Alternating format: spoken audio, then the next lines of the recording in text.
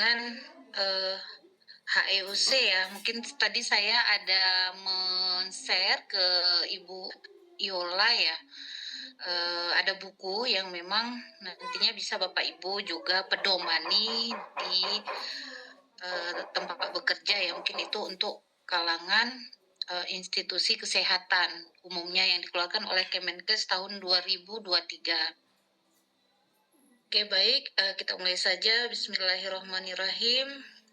Assalamualaikum warahmatullahi wabarakatuh.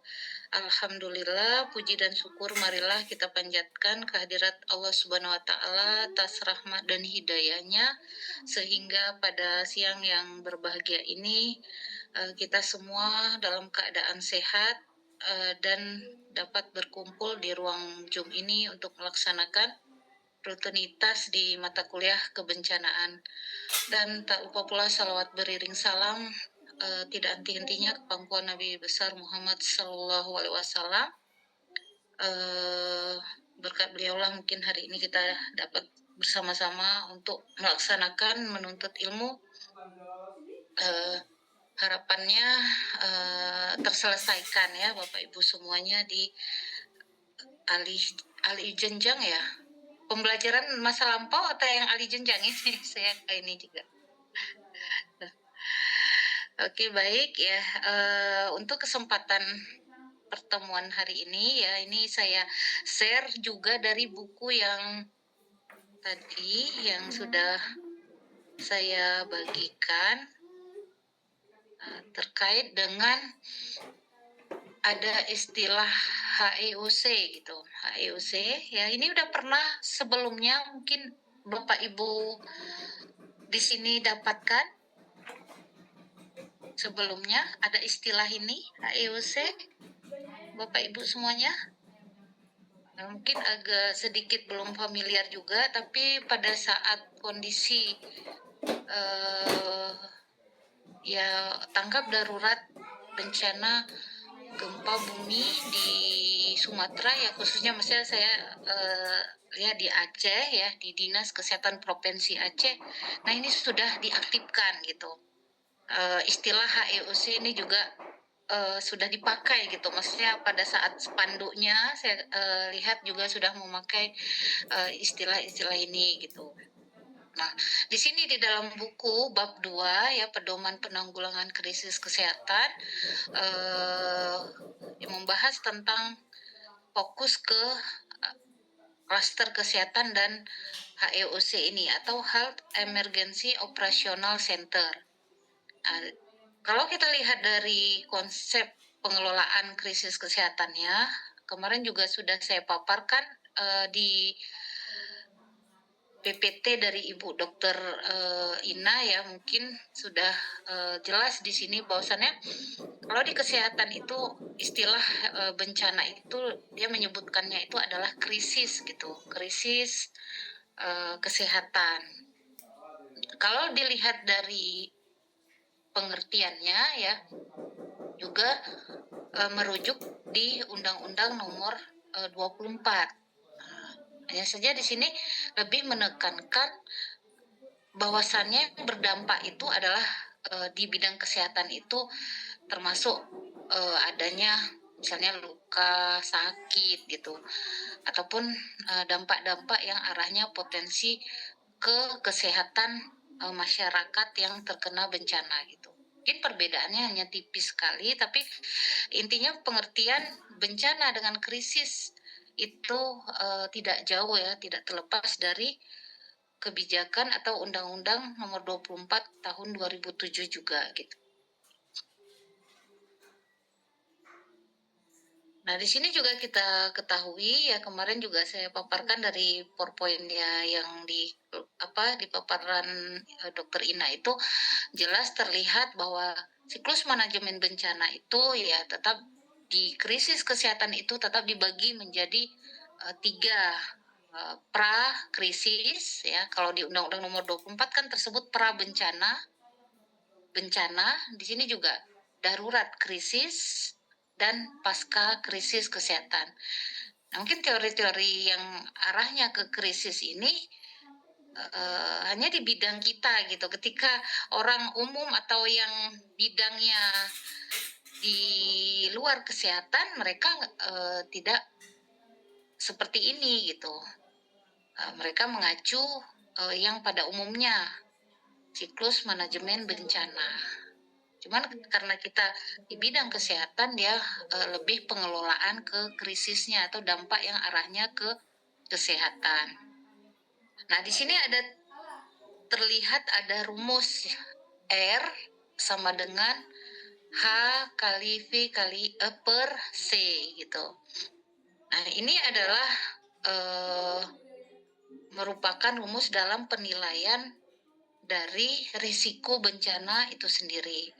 Nah, kalau merujuk dari rumus ini ya, mungkin saya bisa tunjukkan apa sih sebenarnya R gitu. H, ada V, dan C ini apa gitu. Oke, saya stop dulu yang di buku pedoman itu. Saya mau jelaskan tadi ya yang ada kaitannya dengan rumus R sama dengan H kali V per C. Mungkin kita bisa lihat dulu ini ya Bapak Ibu ya, bagaimana cara penilaian resiko dengan komponen-komponen bencana. Ini saya besarkan. Mungkin nanti begitu buka buku tuh, oh ada ya rumus itu, apa maksudnya? Mungkin ini secara umum saya jelaskan, ada penilaian risiko bencana. Nah, kalau kita lihat komponen bencana itu, dia terdiri atas 4. Oke, di rumus tadi kan ada 4 ya. R itu ada risiko ya. H itu adalah ancaman atau sebutannya adalah hajat. Ya, tadi ada H. R sama dengan R-nya itu risk atau risiko.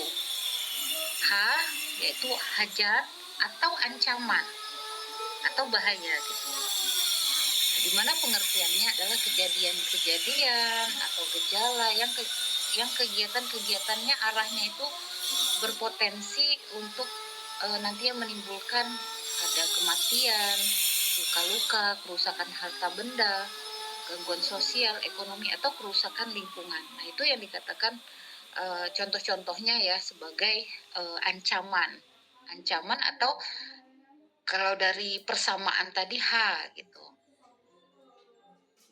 Dan juga ada V tadi.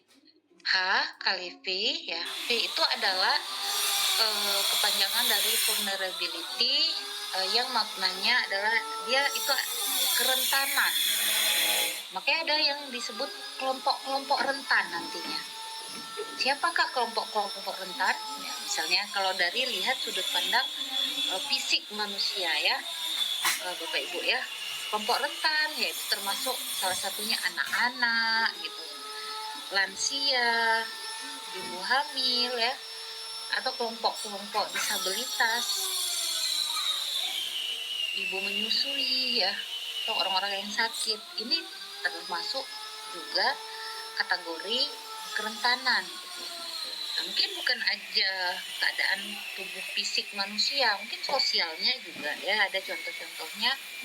Misalnya faktor kerentanan, ini termasuk kebijakan ya, misalnya tidak adanya kebijakan yang mempertimbangkan pengurangan resiko bencana. Tidak ada misalnya di suatu daerah aturan kebijakan ya untuk menegaskan tentang arah pengurangan resiko bencana. Berarti wilayah tersebut ya rentan juga dalam non fisik gitu, secara peraturan atau kebijakan itu juga rentan. Atau prasarana bangunannya kurang kokoh gitu, bangunannya asal bangun gitu tanpa melihat standarnya gitu.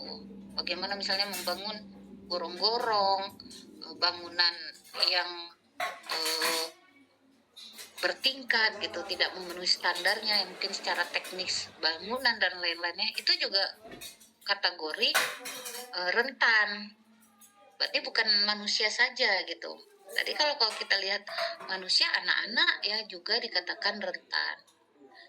Atau dalam bentuk ekonomi, ekonomi arahnya misalnya wilayah tersebut eh, penghasilan yang sangat minim gitu, yang mendekati arah kemiskinan, penghasilannya juga kurang ya, sehingga bisa saja di wilayah tersebut banyak kasus-kasus yang arahnya nutrisi yang kurang gitu, adanya stunting dan lain-lainnya. Itu juga wilayah tersebut kategorinya rentan.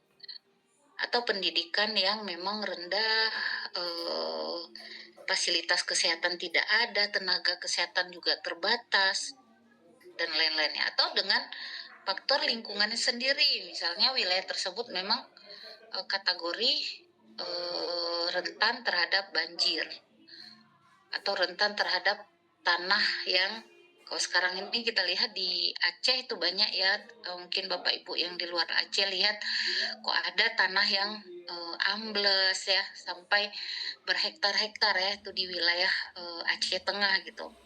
Nah, itu berarti lingkungannya juga kategorinya rentan atau kerentanan, yang di persamaan itu disingkat dengan V atau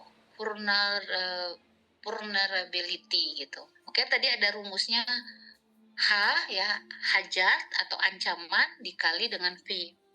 Kemudian ada di rumus tadi adalah C per C tadi. Jadi itu adalah C itu kapasitas atau capacity, yang diartikan juga bahwasannya suatu gabungan antara suatu kekuatan, kemampuan, atau sumber daya yang tersedia di suatu masyarakat atau organisasi yang dapat mengurangi tingkat resiko akibat bencana. Nah, termasuk sumber daya manusianya, tenaga yang memang memadai gitu. Itu contoh dari C tadi, capacity atau kapasitas atau kemampuan. Nah, makanya rumus risiko ini adalah ini dia ya.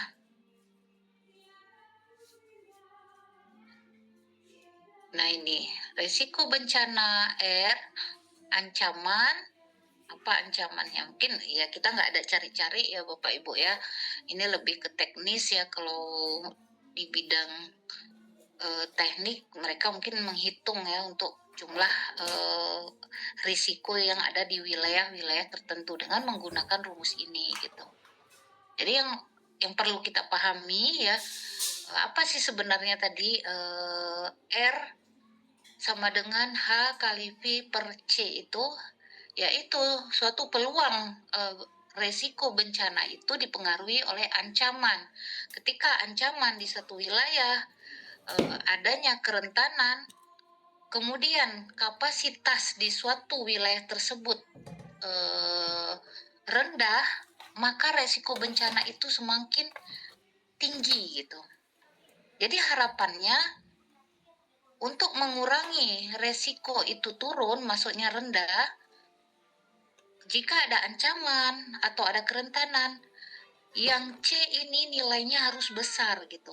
Kapasitas di satu wilayah ataupun suatu tempat yang ada ancaman dan kerentanan, kapasitasnya harus ditingkatkan. Mungkin untuk caranya ya, kalau bencana itu kan memang tidak dapat kita hindari, tapi kita bisa mengurangi dampak dari risiko yang terjadi, yaitu salah satunya meningkatkan nilai C ini atau kapasitas.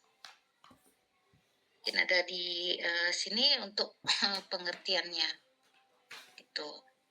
Jadi ancaman ditambah kerentanan itu terjadinya bencana, apalagi kurangnya kapasitas. Nah, ini maknanya ya.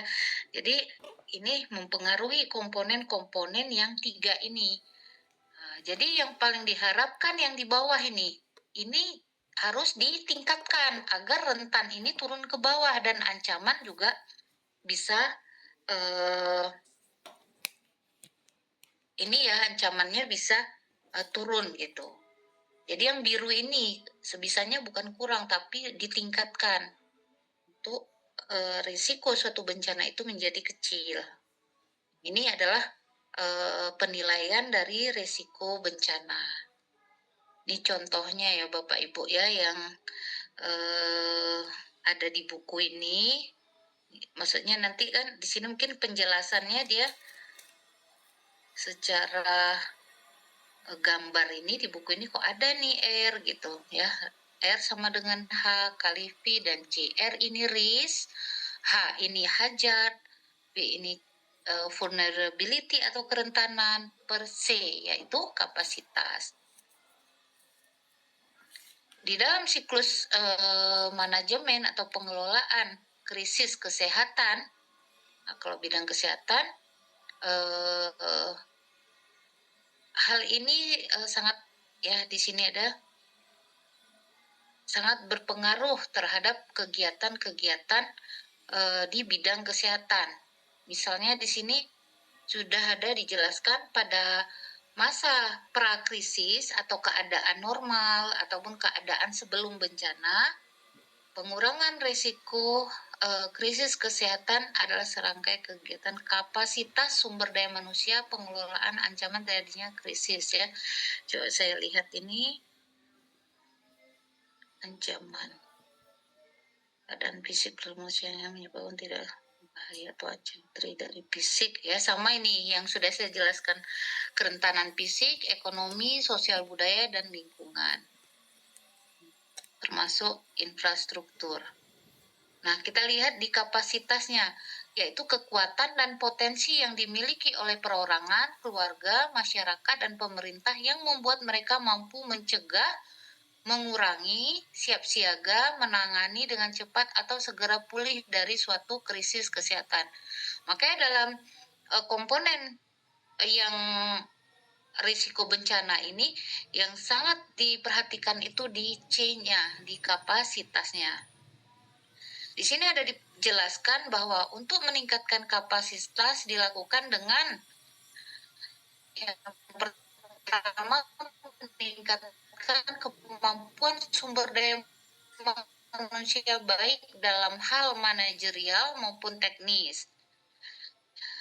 Saya mungkin di manajerial dari kemampuan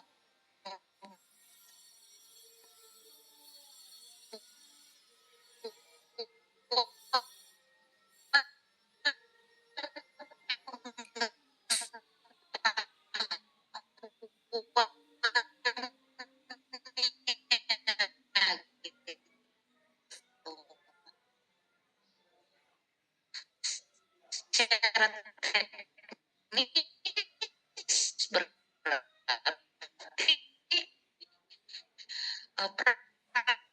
prakteknya gitu, praktek lah ya bagi penanganan pasien pada bisa terjadi ya.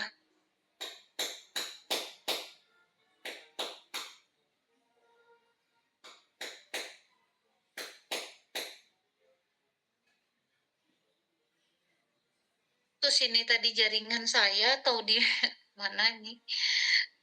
Udah terhubung lagi. Maaf ya Bapak Ibu ya. Sepertinya apa di home saya ini. Kadang gitu dia.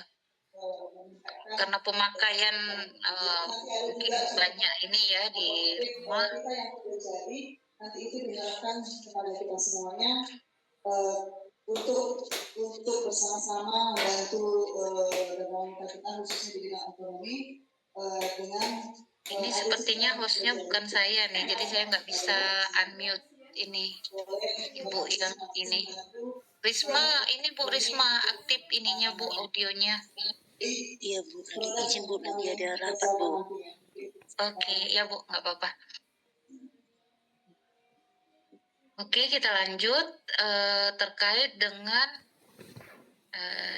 ini nanti kalau memang nggak jelas atau apa, Bapak Ibu bisa baca ya di pedoman yang sudah saya share tadi. Dan sejauh ini masih dipakai buku tersebut gitu dalam penanggulangan bencana. Nah, kemudian bukan hanya tadi ya mungkin dalam bidang manajerial ya, peningkatan pengetahuan, pelatihan, juga secara teknis ya praktek untuk tenaga atau sumber daya manusia, khususnya di kesehatan. Nah, itu merupakan usaha gitu di cara ya untuk meningkatkan kapasitas yang C tadi gitu. Kan tujuannya tadi R-nya biar turun gitu, biar rendah gitu, agar resikonya itu kecil gitu. Ketika bencana, korbannya semakin sedikit gitu misalnya. Atau walaupun ada korban, tertangani gitu. Kan tujuannya ini tadi, yang kembali ke rumus ya, R sama dengan H kali V per C. R ini harapannya rendah gitu. Risiko yang terjadi pada saat bencana itu nggak besar. Jadi yang C ini sangat berpengaruh sekali nih. Mungkin H, ancaman itu dari alam, kan kita nggak bisa ngurangin ya. Ada sih bisa kita kurangin dengan cara-cara misalnya di pencegahan, penghijauan, penanaman hutan kembali, reboisasi, mungkin seperti itu untuk hanya hajatnya. Kerentanan misalnya tadi, kelompok-kelompok rentan memang sudah secara ininya ada gitu, anak balita, anak-anak kan nggak bisa kita ini ya kurangi gitu, tapi itu selalu ada. Tapi yang C ini yang bisa disetel gitu, harus dia semakin meningkat agar R ini nilainya itu rendah, resiko bencana itu kecil gitu. Kalau bencana nggak bisa kita hindari, namun bagaimana usaha kita untuk mengurangi resikonya. Jadi kalau di dalam secara pedoman ini, usaha-usahanya yaitu peningkatan kapasitas, yaitu meningkatkan kemampuan SDM, kemudian kajian resiko krisis kesehatan. Nah, kata kajian resiko ada mengkaji atau melihat situasi kondisi di wilayah, misalnya dinas di Puskesmas ya Bapak Ibu, di wilayah yang memang di situ bisa dikaji resiko apa saja nih di wilayah Puskesmas tersebut. Misalnya kalau dilihat dari sisi bencana alam, oh Puskesmas ini memang dekat nih dari pantai atau pesisir, berarti dia beresiko terhadap bencana yang sifatnya misalnya tsunami gitu ya, atau dia memang tempatnya rendah gitu, berarti daerah tersebut dikaji resikonya terjadi banjir. Jadi ketika sudah mengkaji atau melihat, mensurvei keadaan wilayah tertentu di tempat kita bekerja atau tempat kita tinggal atau kita domisili, kita tahu nih apa yang harus ke depannya kita rencanakan tadi. Misalnya Puskesmas, dia sudah tahu wilayah tersebut ini memang rentan terhadap banjir. Jadi kapasitas SDM-nya juga ini ketika nanti banjir kita udah ada dibentuk suatu struktur ya, bagan ataupun yang bertanggung jawab terhadap kejadian bencana nih di Puskesmas gitu.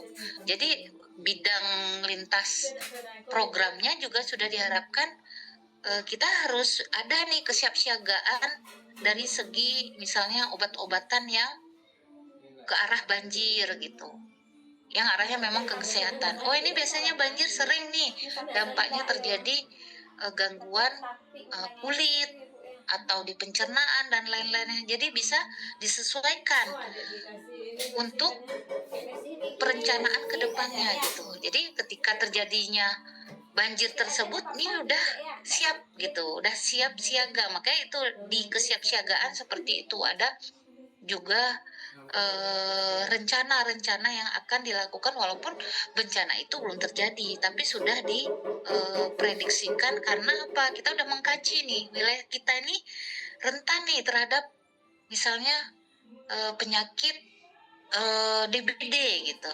Ini biasanya bulan sekian nih udah muncul nih, tapi dengan adanya sudah kajian resiko tersebut, kita udah mempersiapkan gitu, tenaganya juga sudah tadi ada peningkatan mungkin melalui pelatihan yang secara teknis ya, secara manajerial. Jadi ini lebih ke arah C tadi, kapasitas. Jadi R-nya itu nanti akan berkurang, risiko dampak bencananya itu semakin kecil gitu. Yang diharapkan seperti itu. Tapi kalau bencana itu mau kita hilangkan, ya itu udah kadarulahnya, maksudnya gempa bumi ya kita pending dulu, jangan gempa, kan nggak bisa gitu. Tapi kita hanya mampu mengurangi dampak resiko yang terjadi. Begitu Bapak Ibu ya, mungkin kita lihat dari pembahasan di buku pedoman ini. Kemudian menyusun, mensosialisasikan dan menerapkan kebijakan atau standar penanggulangan krisis kesehatan. Ya ini apakah di rumah sakit mereka punya disaster plan ya, rencana-rencana kontingensi gitu.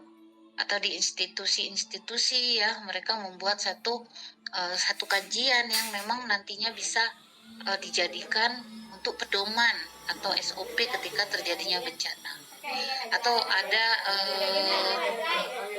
ketika bencana itu harus kalau ada di rumah sakit, ini pegawai atau staf karyawan itu harus kemana gitu.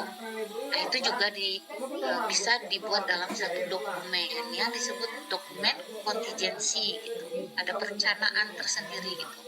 Istilahnya SOP-nya ada gitu. Apakah harus lari arahnya yang sudah dibuat jalur evakuasi ke titik kumpul dan lain-lainnya.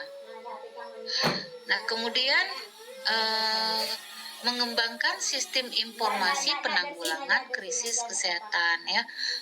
Kalau untuk teknologi mungkin yang sudah saat ini berkembang, apakah bisa menggunakan online ya, atau menggunakan manual, ada sebuah form ataupun lain-lainnya untuk memberikan data dan informasi.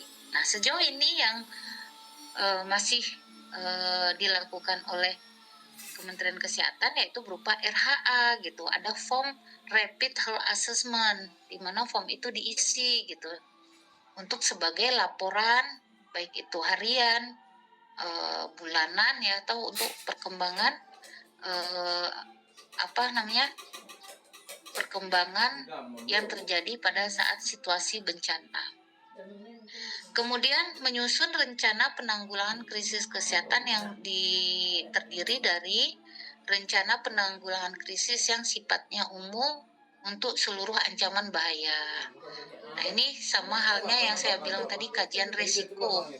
Ancaman bahaya apa saja itu bisa di list gitu di wilayah tempat institusi itu misalnya ya, wilayah kerjanya itu boleh dicek gitu. Ini bencana banjir misalnya, ini rentan terhadap kebakaran gitu. Mungkin banyak pabrik-pabrik di wilayah tersebut ya. Atau tadi posisi geografinya, pegunungan. Nah, karena kan satu wilayah dengan wilayah lain itu berbeda ancamannya. Aceh dengan Padang atau Sumatera Utara berbeda tempat, itu berbeda resiko dan ancamannya juga. Mungkin yang di wilayah misalnya Sumatera Utara banyaknya ya tadi misalnya pabrik ya, ataupun tempat-tempat pengelolaan yang memang nantinya resiko kebakaran. Jauh berbeda dengan misalnya wilayah yang ada di Sumatera Barat gitu. Wilayahnya ada yang memang di pegunungan gitu. Yang sama halnya di Aceh misalnya, wilayahnya rentan terhadap longsor. Mungkin itu berbeda tempat atau berbeda, kita membuat suatu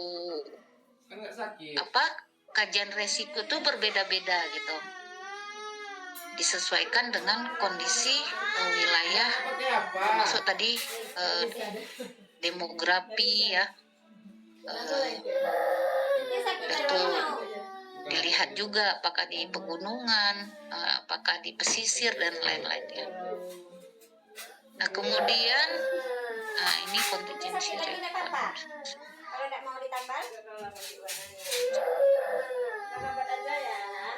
Nah di dalam rencana penanggulangan krisis ya, mungkin dibuat dalam satu dokumen. Makanya di kelas ini yang kemarin menanyakan ke saya di kesehatan atau di rumah sakit gitu. Nah, itu berbeda juga antara rumah sakit satu dengan yang lain. Mungkin rumah sakitnya posisi yang satu ada di pegunungan, berbeda dengan rencana disaster yang ada di wilayah pesisir, kan berbeda itu ancamannya. Nah, tapi secara umum ya tetap kita lihat kajian resiko di wilayah tersebut.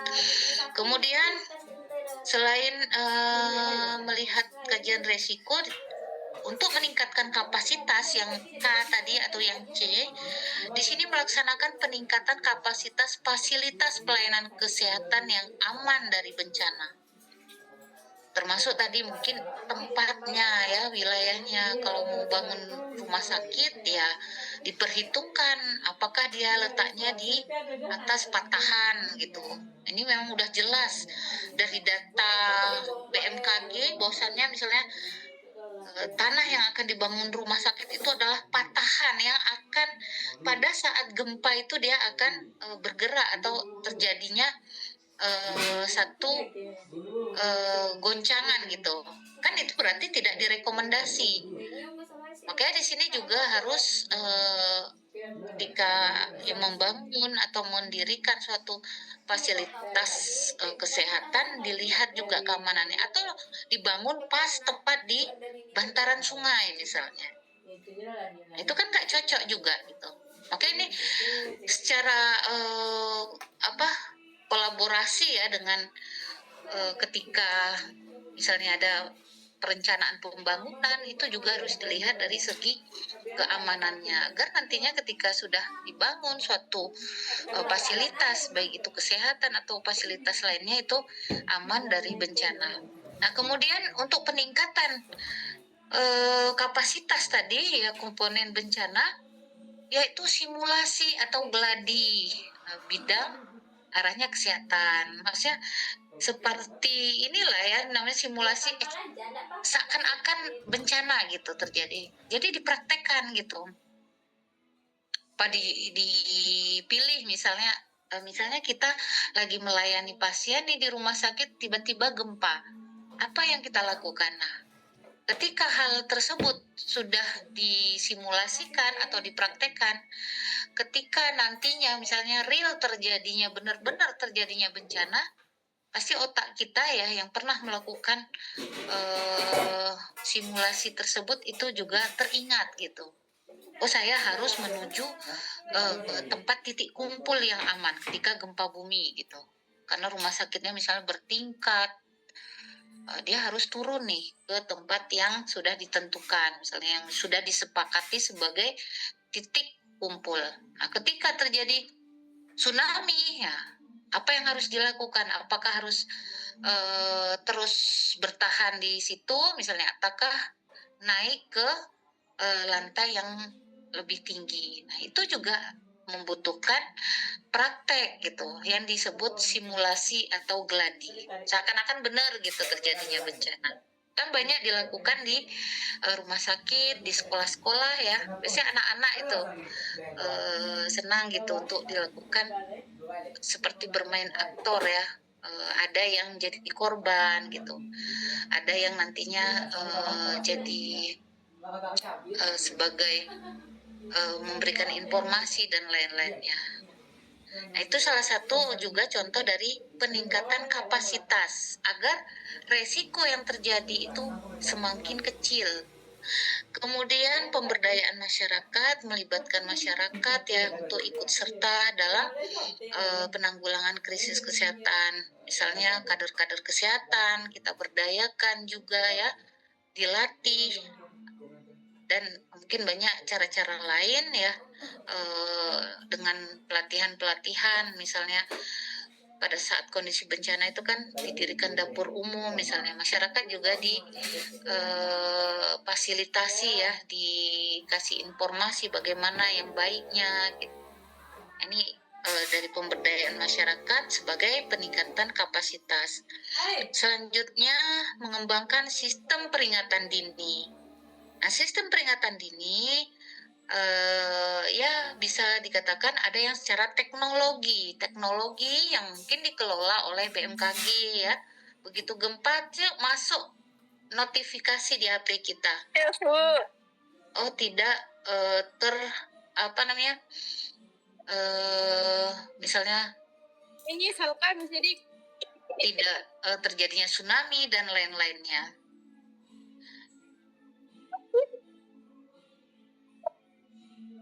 Oke, selanjutnya sistem peringatan dini juga ada secara alam ya. Mungkin kita ketahui ya, misalnya terjadinya ada gunung api ya.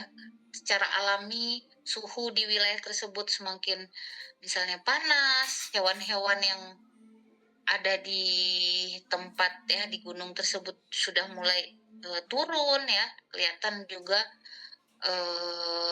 burung-burung yang mungkin bertebangan yang menjauh dari wilayah gunung api tersebut. Nah, itu kan peringatan dininya memang secara alami gitu. Tapi secara teknologi ya mungkin dipantau oleh institusi atau bidang seperti apa sumber daya mineral kalau nggak salah mereka itu ada memasang ya satu alat ya ketika ada gerakan yang memang yang sekiranya harus siaga, waspada ya. Nah, itu diinformasikan ke masyarakat. Itu secara teknologi ya, secara alami kan ada insting-insting hewan ya. Ada yang memang itu tadi ya kearifan lokal di wilayah tertentu. Nah, ini bisa juga dijadikan sebagai sistem peringatan dini dalam melihat skup bidang bencana. Jadi misalnya ya ada kearifan lokal di wilayah-wilayah tertentu gitu. Kemudian setelah mengembangkan sistem peringatan dini, yang J membentuk emergency medical team atau tim darurat medis. Ada juga tim rapid health assessment, ada public health rapid response team. Nah, di sini EMT ini ya di bab berikutnya ada ya Bapak Ibu ya.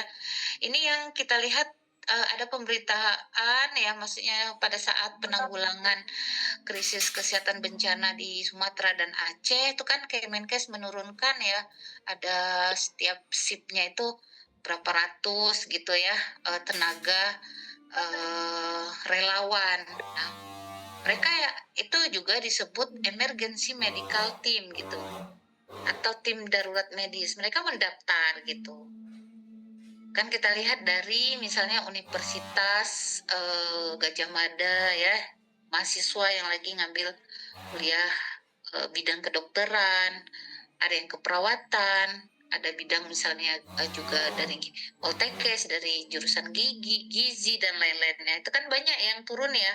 Kita lihat pakai rompi biru kemarin itu ya. Mungkin Bapak Ibu lihat ya di dalam apa namanya website ataupun di pemberitaan di Kementerian Kesehatan. Nah, ini mereka tergabung dalam emergency medical team yang diturunkan pada kondisi bencana. Di buku ini ada juga Bapak Ibu ya tentang EMT itu di bab ini kalau aktivasi HEOC yang secara resmi dari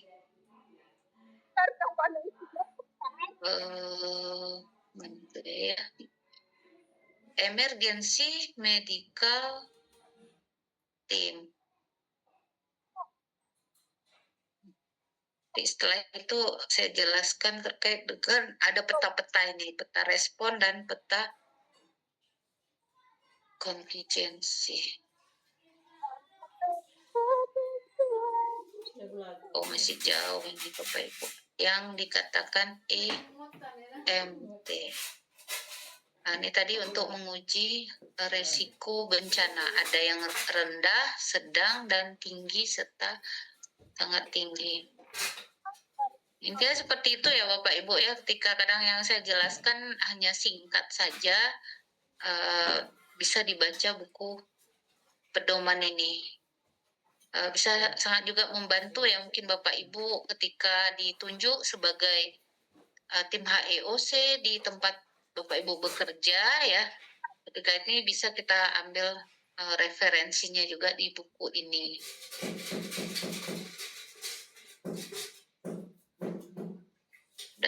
Udah bawah kali nih kayaknya. Kita mau cari tadi EMT tadi. Maksudnya secara regulasinya mereka, maksudnya kita secara mandiri gitu daftar sebagai relawan tersebut. Nah ini dia, tenaga cadangan kesehatan dan emergency medical team.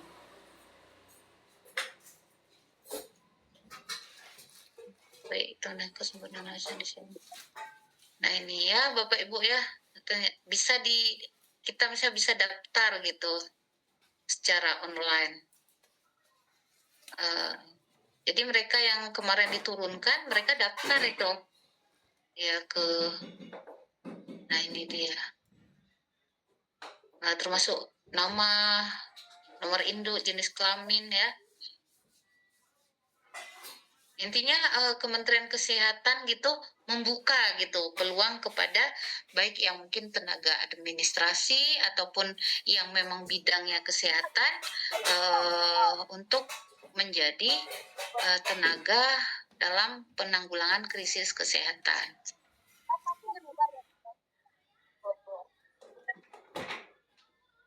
Nah, kalau seperti ini yang saya jelaskan kemarin ya Bapak Ibu, bahwasannya di klaster kesehatan itu ada tenaga-tenaga bukan hanya dari kesehatan saja. Misalnya dia tim data dan informasi dan surveillance gitu.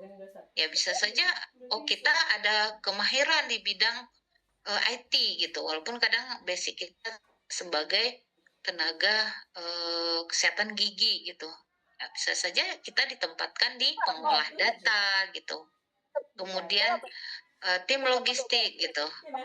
Jadi bisa diambil gitu, maksudnya peluang-peluang itu yang kita sebagai tenaga. Makanya saya kan tenaga gigi, apakah saya kan bukan bidang kebencanaan ataupun bukan medis, apakah saya juga ikut di dalam dokumen misalnya disaster plan ya bisa gitu, karena kan hanya kesehatan saja, banyak di klaster kesehatan itu membutuhkan tenaga-tenaga nakes ataupun non nakes seperti ini. Ini bisa Bapak Ibu baca lengkapnya di sini, tenaganya di sebelah sini ya Bapak Ibu ya, banyak di sini.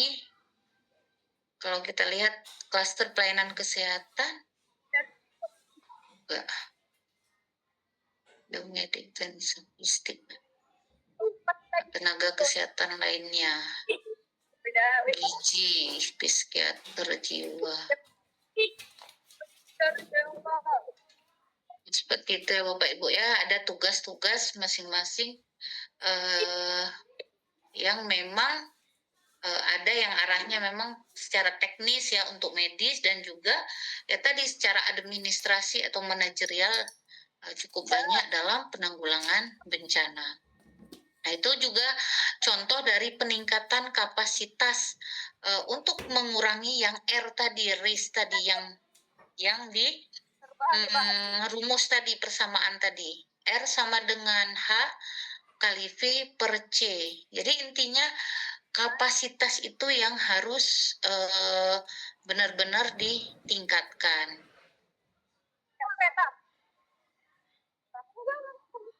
Oke, Bapak Ibu, mungkin dari penjelasan saya ada yang kita diskusikan, silakan.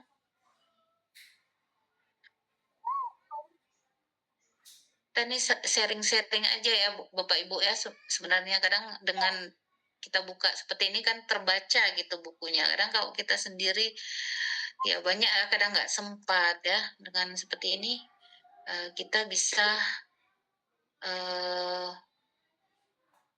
buka apa saja yang memang peran ya, tugas masing-masing pada saat penanggulangan bencana.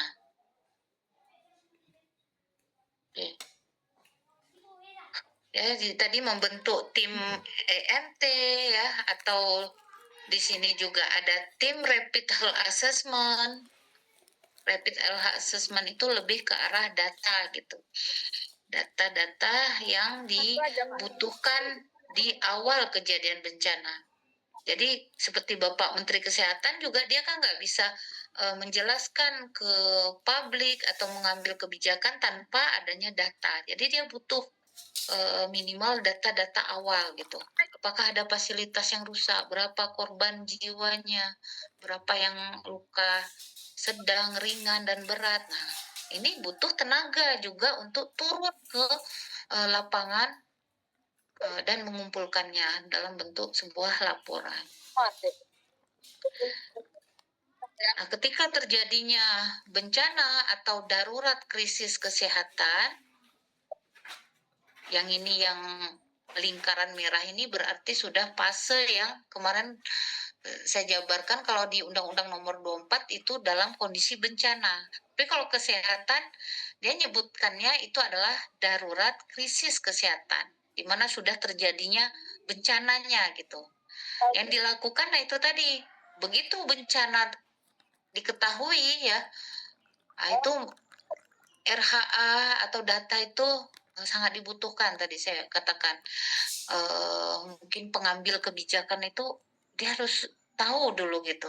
Jadi untuk memastikan kondisi krisis yang ada di lapangan, menilai permasalahan kesehatan apa saja gitu, apakah kurang pelayanan kesehatan, fasilitasnya nggak ada, alat kesehatannya rusak, dan juga potensi risiko yang bakalan terjadi gitu. Maka ini resiko tertular penyakit-penyakit tertentu atau resiko kena banjir terhadap penyakit kulit gitu. Jadi pada saat tanggap darurat ataupun darurat krisis, nah ini sangat dibutuhkan yang namanya RHA. Kemudian di sini referensi penyusunan rencana operasi prediksi awal sambil menunggu hasil RHA. Rencana operasi lokasi dampak mobilisasi sumber daya berkembang. Nah, seperti itu Bapak Ibu. Jadi tim-tim medis yang diturunkan selain melakukan pelayanan kesehatan di tempat-tempat bencana, mereka juga mengumpulkan data-data yang memang nantinya diinformasikan ke jenjang yang lebih atas gitu. Itu apa ya tadi misalnya logistik obat-obatan yang dibutuhkan seberapa banyak gitu. Obat apa saja ini yang harus misalnya dikirimkan.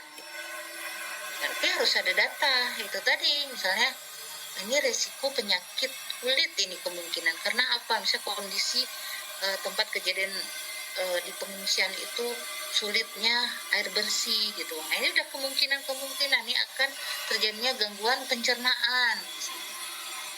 Jadi ya selaku tim RHA itu ya harus cerdas juga dia bisa memprediksikan ke depannya untuk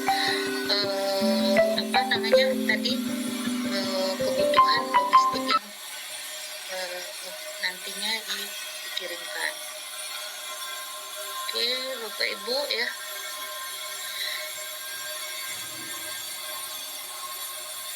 Nah, pada kondisi bencana juga ada disebut peta respon. Peta respon itu adalah menyajikan atau seperti memaparkan, kalau kita lihat di posko-posko itu ada seperti nampak gambar peta gitu. Apa sih sebenarnya? Sebenarnya itu yang dikatakan peta respon. Itu kan petugasnya ganti-ganti ya Bapak Ibu ya. Tadi misalnya relawan yang sesi pertama itu hanya 2 minggu gitu. Udah ganti lagi gitu relawan berikutnya. Nah dengan adanya peta respon yang menginformasikan misalnya di tempat posko-posko itu untuk memudahkan juga dalam sistem informasi. Jadi diketahui misalnya dibuat kejadian bencana ini kita gambarkan secara baik itu secara teknologi kan menggunakan komputer ya. Kalau komputer mungkin lebih rapi, Atau juga bisa secara manual saja, dibuat pakai post-it gitu ya, gambar peta, kemudian ditarik benang, ditandai. Mungkin kayak laporan-laporan peta yang ada di puskesmas Bapak Ibu ya, itu kan secara mungkin komputer. Kalau mungkin bencana nggak bisa dibuat secara teknologi, bisa dibuat secara manual juga. Intinya untuk menjelaskan mana saja ini yang terdampak wilayahnya. Kita juga bisa menyajikan sumber daya tenaganya tersedia, misalnya dokter 2 orang, misalnya itu bisa ditampilkan di yang namanya peta respon. Jadi peta respon itu adalah menampilkan peta-peta di tempat titik yang terjadinya bencana tersebut gitu. Beda dengan peta risiko gitu. Ya, peta risiko itu lebih menampilkan resiko-resiko apa saja yang terjadi di wilayah, misalnya tempat kerja kita di puskesmas tadi yang saya sebutkan, apakah kebakaran, apakah banjir. Nah, itu lebih ke tahapnya itu dalam keadaan normal, bukan dalam keadaan bencana. Tapi dalam keadaan bencana atau darurat disebut peta respon. Hanya titik yang terjadi bencana saja yang digambarkan situ. Seperti itu ya Bapak Ibu, yang kalau ada kita lihat di posko-posko itu sebutannya peta respon yang dibuat memang pada tempat terjadinya bencana. Potretnya lah gitu, gambaran umumnya nih, udah tuh tenda pengungsian nih di desa ini gitu, itu dibuat secara peta gitu. Jadi ketika ada petugas misalnya yang baru datang gitu, dia di minggu ketiga, keempat, dia bisa lihat gitu, oh nih. Atau ada ada tambahan misalnya petugas sebelumnya, dia bisa tambahkan di peta respon tadi. Jadi seperti informasi yang terus berjalan gitu. Jadi tetap peta itu jadi informasi semua petugas yang turun ke lapangan. Seperti itu ya Bapak Ibu ya. Ini lebih ke pada saat bencana ada RHA, kemudian yang kedua melakukan rencana operasi ya. Di situ ada peta respon, kemudian memobilisasi sumber daya manusia, maksudnya menurunkan tenaga-tenaga yang sudah dibentuk pada masa pra bencana ya. Sebelumnya udah ada petugasnya, tapi kan nggak aktif karena nggak bencana, ini diaktifkan, dimobilisasi pada saat kejadian bencana. Nah, ini waktunya misalnya kita bertugas. Walaupun kesehariannya kita kan ada tugas masing-masing gitu, tapi ketika bencana HEOC yang sudah dibentuk, nah langsung nih diaktifasikan gitu, baik itu di pengungsian atau di tempat-tempat terdampak bencana. Selanjutnya, ini memastikan pelayanan kesehatan terdampak berjalan sesuai standar. Mengidentifikasi pemantauan perkembangan situasi, melaksanakan komunikasi krisis kesehatan. Komunikasi ya, baik itu mungkin komunikasi tadi bisa melalui laporan atau melalui ya penggunaan HT, yaitu mungkin untuk memudahkan tim bekerja di lapangan. Kemudian pada saat pasca bencana atau setelah bencana, kalau di kesehatan sebutannya pasca krisis. Nah, ini lebih kegiatannya adalah untuk mengembalikan kondisi sistem kesehatan seperti pada kondisi sebelumnya atau prakrisis. Melakukan pengkajian kebutuhan sumber daya kesehatan pasca bencana, bidang kesehatan. Mungkin kebutuhan-kebutuhan yang sudah rusak, misalnya kebutuhan kegiatan di puskesmas, misalnya ada untuk posyandu ya, mungkin kadang kondisi bencana sudah ini ya Bapak Ibu udah rusak dan lain-lainnya, ini dikaji kembali apa kebutuhan-kebutuhannya. Kemudian menyusun rencana rehabilitasi dan rekonstruksi bidang kesehatan, melaksanakan rencana di rehabilitasi dan rekonstruksi, serta memonitoring dan evaluasi dalam kegiatan yang sudah dilakukan. Nah, seperti itu. Mungkin ada perbedaan sedikit dari di luar bidang kesehatan. Nah, seperti itu. Kalau kita kan lebih fokus memang arahnya ke penanggulangan krisisnya. Ini klaster-klasternya ya, Pak Ibu ya. Kemarin udah saya jelasin yang ini. Ini juga sudah saya jelasin subklaster yang terlibat langsung dalam penanggulangan bencana ada 7 klaster.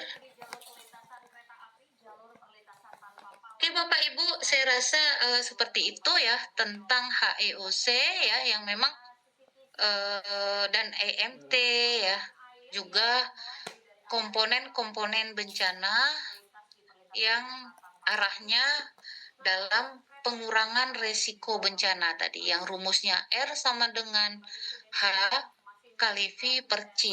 Jadi intinya tuh yang C tadi, kapasitas itu yang sangat penting dalam pengurangan resiko bencana. Oke baik Bapak Ibu, ya mungkin demikian itu sedikit sharing ya dari buku pedoman terkait dengan penanggulangan krisis kesehatan bencana. Oke baik, mungkin ada yang didiskusikan atau kita padai perkuliahan hari ini. Oke Bapak Ibu ya, mungkin saya kira cukup sampai di sini ya. Besok masih ada jadwal ini di mata masih ya Ibu Yola ya. Besok hari Kamis ya mungkin di jam yang sama aja ya kita buat karena saya pun juga di jam 8 itu belum habis juga itu sistem blok di jurusan laboratorium. Baik, terima kasih banyak atas perhatian Bapak Ibu semuanya. Mudah-mudahan kita ketemu di hari. Saya tutup. Wabillahi taufiq walhidayah. Assalamualaikum warahmatullahi wabarakatuh. Waalaikumsalam warahmatullahi wabarakatuh. Terima kasih Bu. Terima kasih Bapak Ibu, sama-sama izin. Absen aja dulu. Di screenshot sama kakak tuh ya. Kemarin ada yang keluar, nggak sempat itu. Itu lah. Dari screenshot dulu kakak tuh. Udah siapnya Jun kita? Udah siapnya Jun? Jangan keluar dulu Kak. Nanti dari Kamu absen Kak, jangan keluar. Bisa buka. Ada yang udah keluar itu udah 70. Nah iya udah keluar suatu nih. Iya Kak, tadi udah diambil waktu kuliah Kak sama temen yang lain Kak. Nggak apa-apa, keluar aja. Oh, alhamdulillah. Makasih ya. Selesai lah. Ya, Kak. Oke lah. Kerajo mana Ibu Fadila untuk aku mah. Banyak yang baju dinas nak tes. Orang di dinas juga untuk sagan wah. Ya tu ah. Keluar wak leh. Keluar lah. Oke lah. Fadila lagi dari situ.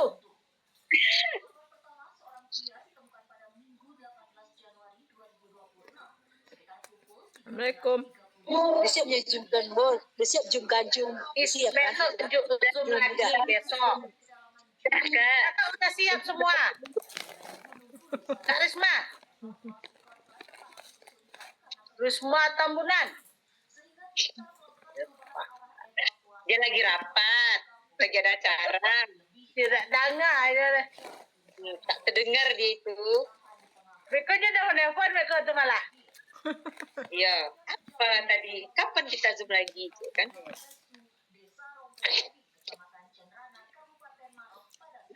Lah mulai berskripsi lah. Tes.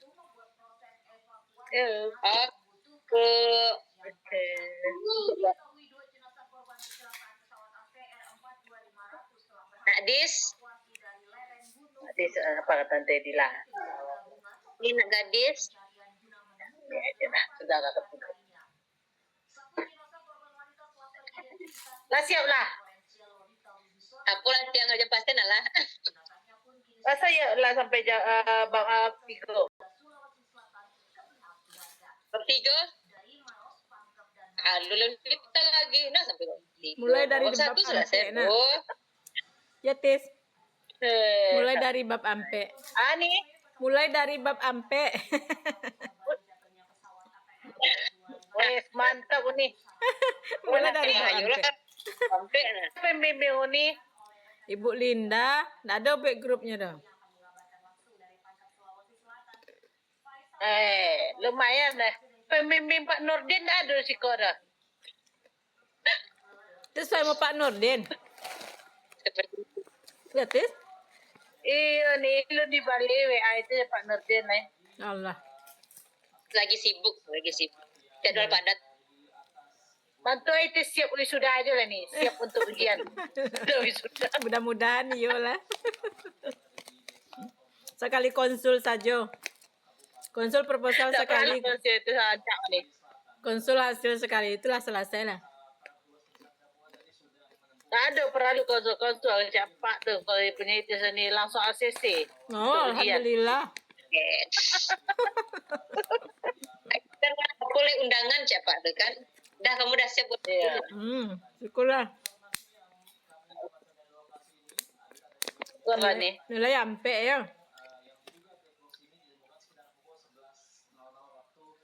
Semangat.